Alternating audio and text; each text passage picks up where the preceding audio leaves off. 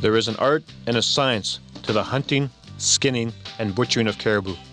Two master hunters from Fort Smith, Northwest Territories offer their knowledge and advice to help make your harvest of this precious resource a success.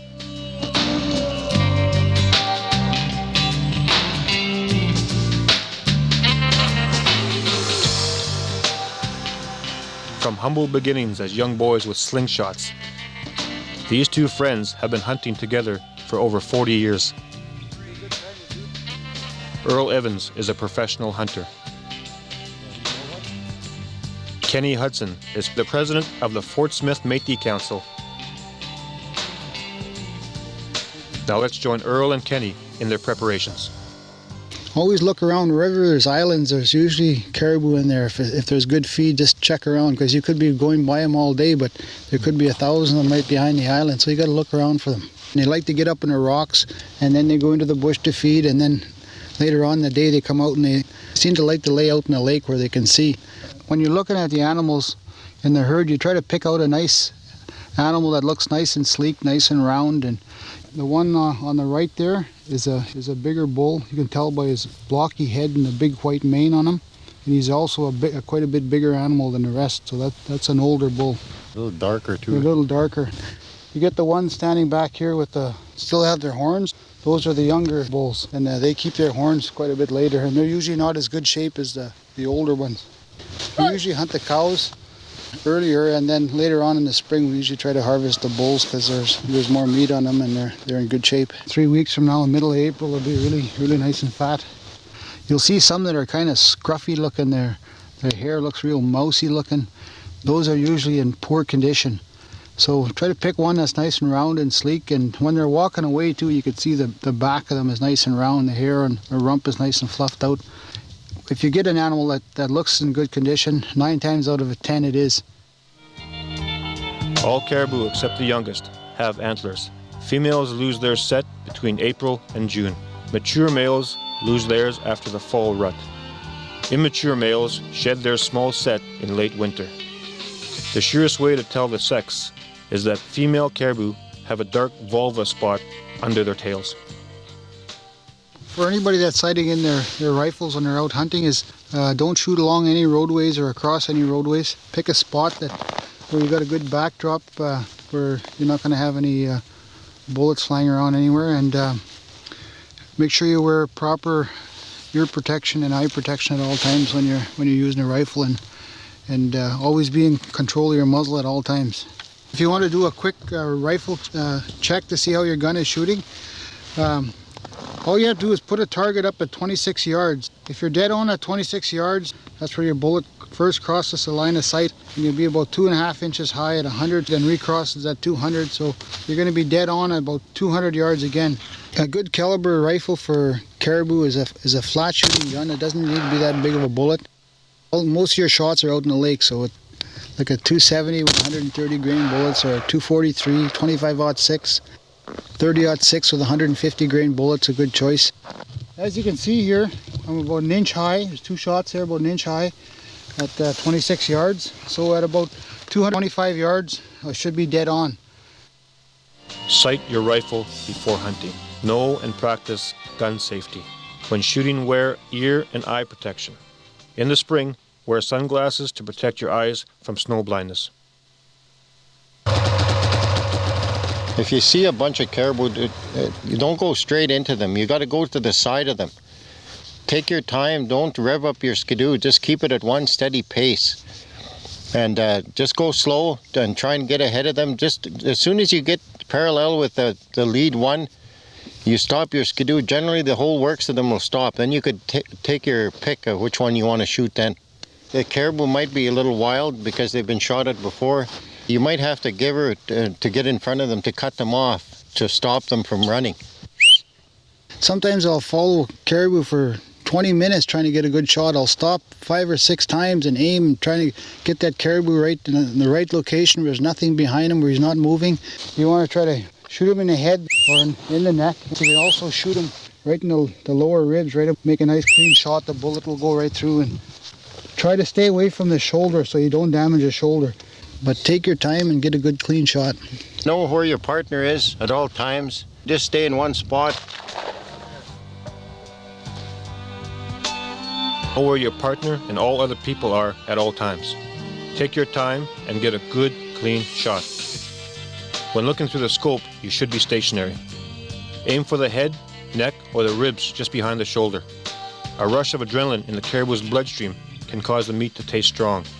To avoid this, try not to wound the animal and do not chase or scare them.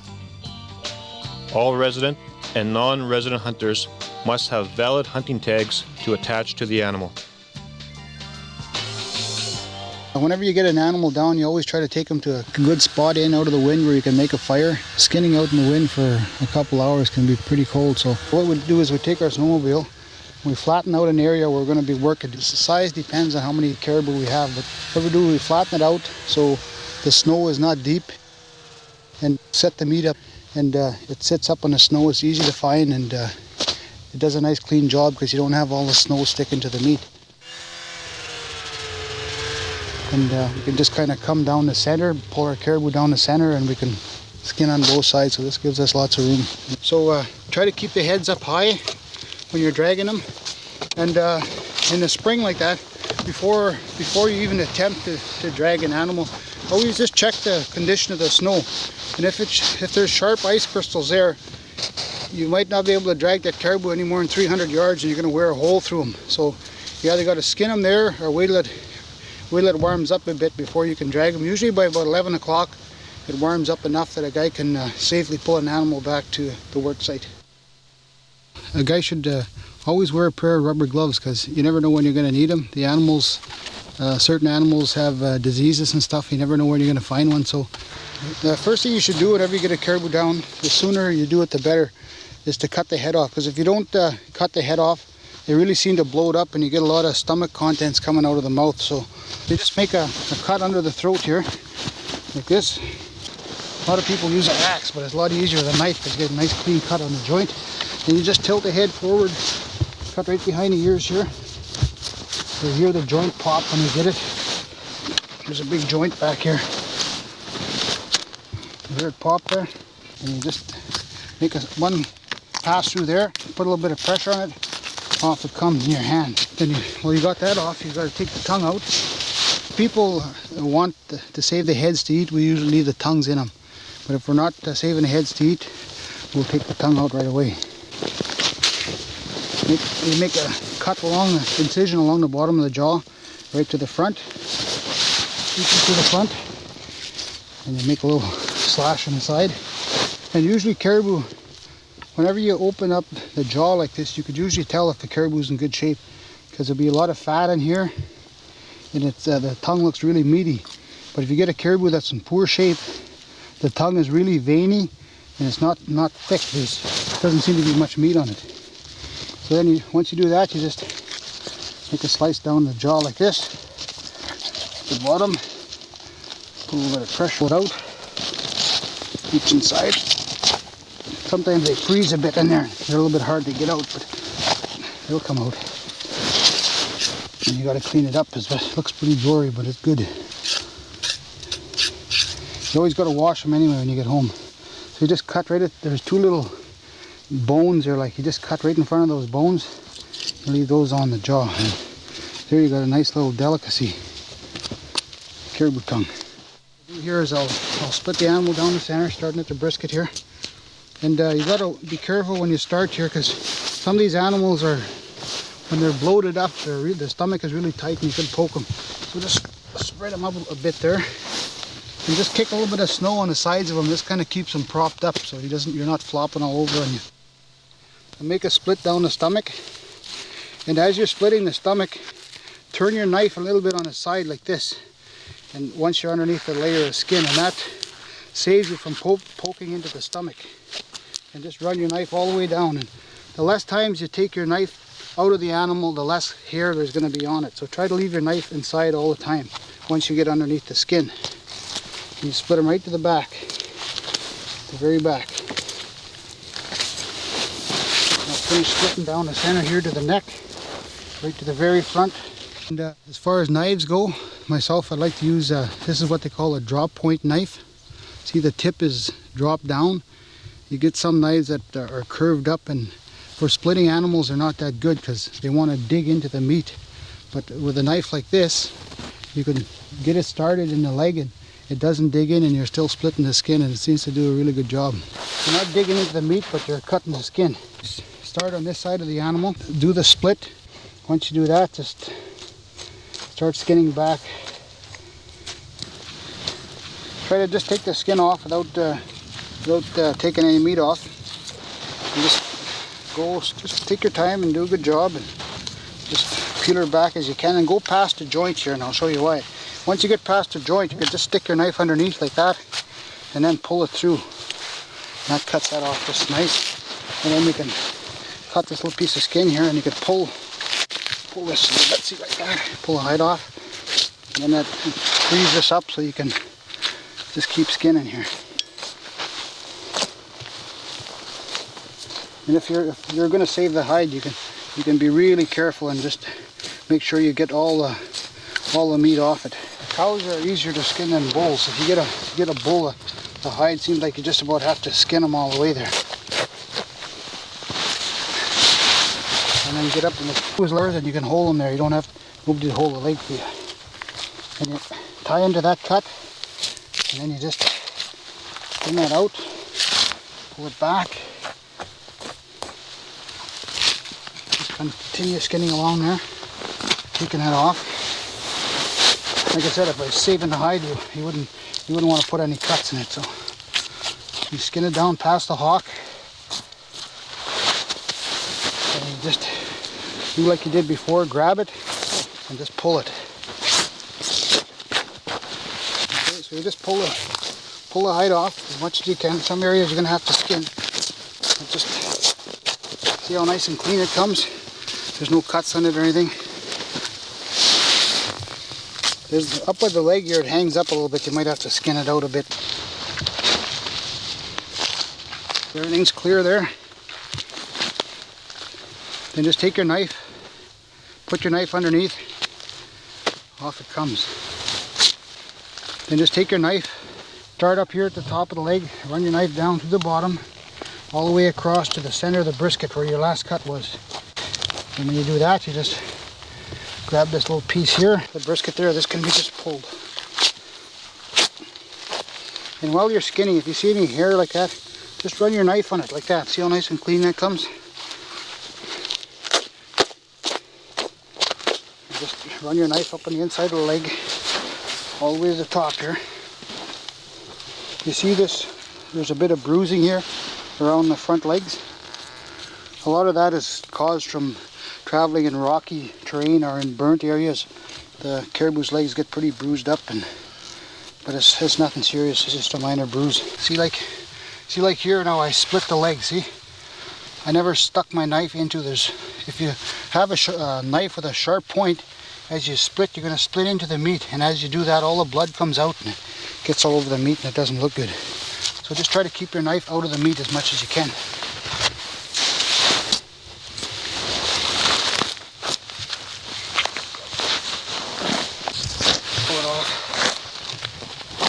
You see here, this is what they call a warble. See right there? It's a little parasite, I guess what it is. The animals are bit in the lower legs and the stomach in the summer by a fly, and then the larva travels, and it travels to the top of the back, and it comes to rest just underneath the skin here on the top of the back. It works its way right through the hide, and it falls to the ground as a fly. This animal only has one, which is very good. We've counted some that had 400, and the ones that are really heavily infested, the condition of the animal is not as good as the ones that don't have as many flies. Once you get the back all skinned down there, in the front the neck is cut through, it's loose. Just poke a little hole in there, give you something to grab onto. And just grab it like this and walk to the back, and the hide comes right off.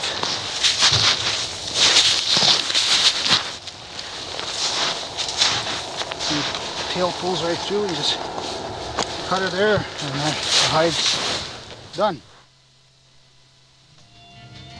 All resident and non-resident hunters must have valid hunting tags to attach to the animal.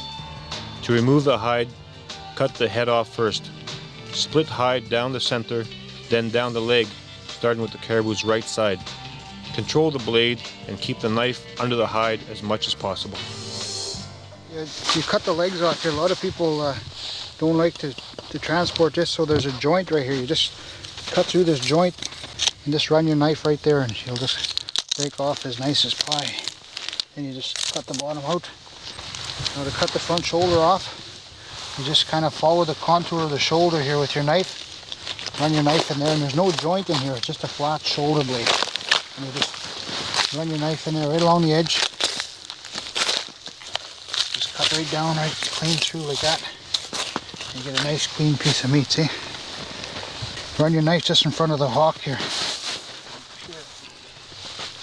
put a little bit of pressure on it, and she'll break off right there. Whenever you're cutting a joint with a knife, always put a little bit of pressure on the joint, and then it comes off really easy. Just put a bit of pressure on that leg and follow the, see here there's no meat holding, it's just got to follow down like this, all the way down. Put a bit of pressure on it. You hear the pop there? That's the joint that popped. So then you just cut underneath the knuckle, and then just follow through and follow the contour of the pelvis in the back. There's your hindquarter. Just cut short for transport is good.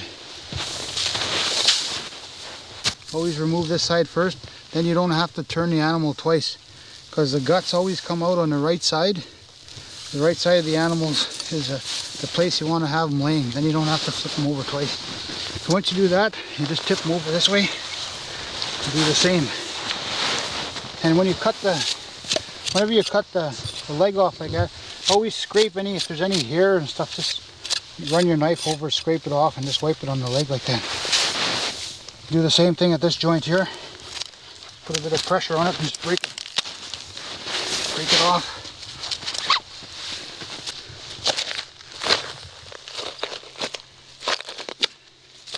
Run your knife down the inside. Get it right off. Throw it where it's nice and clean.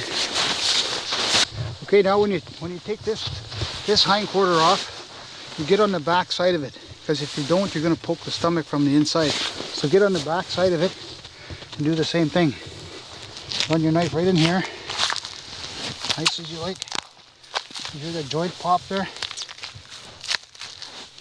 Just run your knife. There's a bone right down the center here, see? You just cut on the inside of the bone. There you go. Scrape it off. Put it somewhere it's clean.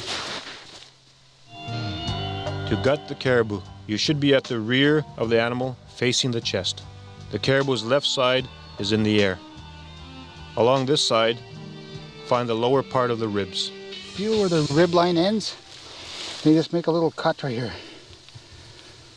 And there's about 4 layers of skin here. There's 1, 2, 3. Then there's a little small layer right there. This is usually where people have a major explosion. Now see right here, this green part, that's the stomach. But there's also a little thin membrane right on top of that. You see there? There's a little thin membrane right there. You got to get underneath that. See, I broke it. So now this is free. So if somebody is not used to gutting, they can put their fingers in there like this and put the knife like this and run the knife down like that. But I usually go like this, put my hand in there and the knife, my finger there and the knife there like that, and you just go like this.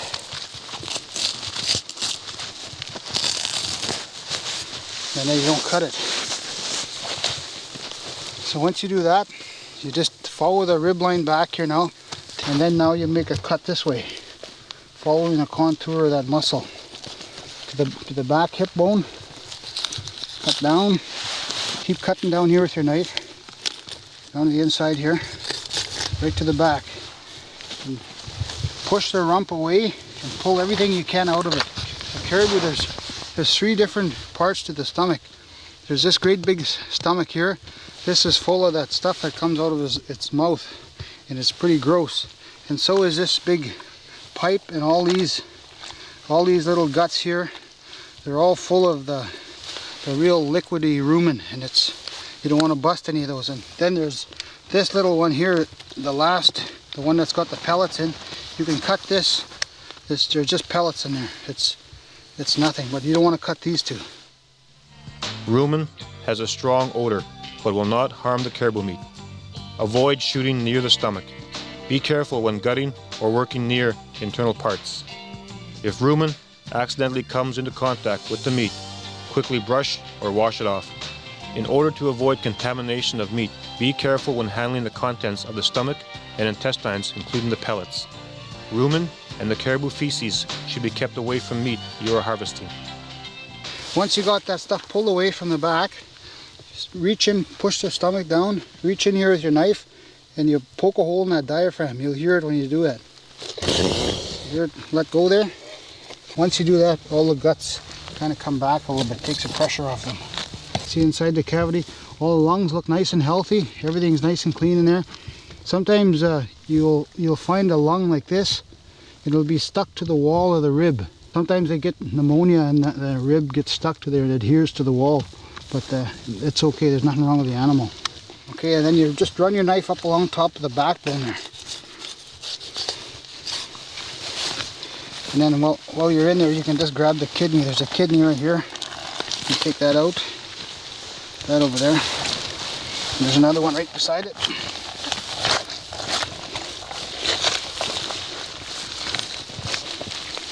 And just cut the tip off it. There's the other kidney. Okay, so now what I got here, you got the stomach, everything moved away from the meat. And this is where the backbone ends. So you stick your knife right through there and just run it along like that. So now this rump is free. And it's better to get it out of there before you poke a hole in it or something. You put your foot on the back of the backbone, right in the small of the back there. And you grab the rump like this and put a bit of pressure on it. And then you cut down to the last rib here. See where the last rib is? And then you'll notice there's like a lump right here. See, these are the joints here. They're like that. And wherever the lump is, that's the center of a joint. Right there. See? And with your foot behind there and the pressure you're putting on it, it comes off just nice. And you just give it a little twist like that. And there you go, you got the rump. So now, the rump still has part of the intestine in it and the tail. So you just take your knife in the cavity and just go across like that. That gets it. Then you just cut down both sides of the bone here. The bone structure with your knife. Cut right around. And then you lift it up, reach inside, and then you pull all this out. See, that's the rest of the intestine that you don't need. Now the rest here is all good clean meat. See, there's a few glands here on the bottom. They're good. If you cut into a gland and it's pussy or something, but see that gland there? Nice and healthy, nothing wrong with it. So this is good. There's the other one. Just scrape the snow off it. Put her in the pile. Now, we got to get the rest of the stomach out of it here. Stick your knife up here and finish cutting this diaphragm here. Chin as far as you can and cut right on the top of the backbone. Okay, I'm going to split this brisket here now. So before you split that brisket, just take your foot and kick the stomach out of the way so you don't poke it when you split the brisket. So the brisket and the rib is hooked up. You see these little joints here? They come down like this. That's the shape of the brisket. So what you want to do is stick your knife in there and split that up. And you just go like this. That splits the brisket. All the way up, see? So now there's one more bone holding it here. So you just stick your knife through, clean through, and just go like this. That cuts it right through from the other side.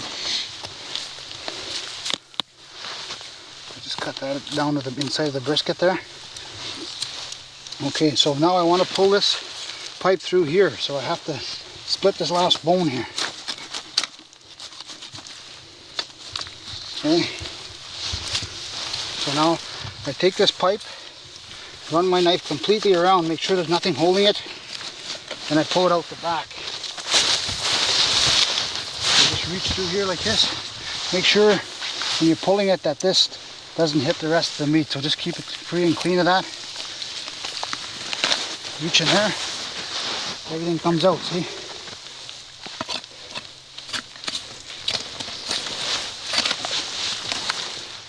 There you go. Take the stomach, belly skin like this, cut this off. This is just a belly skin, some people take it. Always somebody will eat it. Now to take the rest of this brisket off, you just run your knife in here like this. You just follow the same contour line. Out she comes.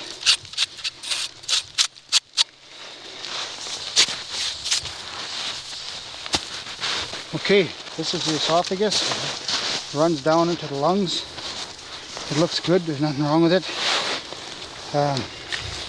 The lungs look good, nice and healthy. And sometimes you'll see a lung. It'll have a ball about this. This looks just like a golf ball, and it's in the lungs, and it's filled with fluid. That's a hydatid cyst. But as long as the meat's cooked, there's nothing wrong with the meat. But just don't feed the lungs to the dogs or anything, because they could get a tapeworm from it. The heart's in a little sack. You got to just cut that sack open. And the heart is hard to hang on to. There's nothing to grab onto it. So just stick your knife in there, make a hole in it. Then put your thumb in there and grab it. Then you can pick it up like this to cut it. And you just cut it free from the rest of the lungs and that. Sometimes when you cut the heart, you'll see a little white match head in it.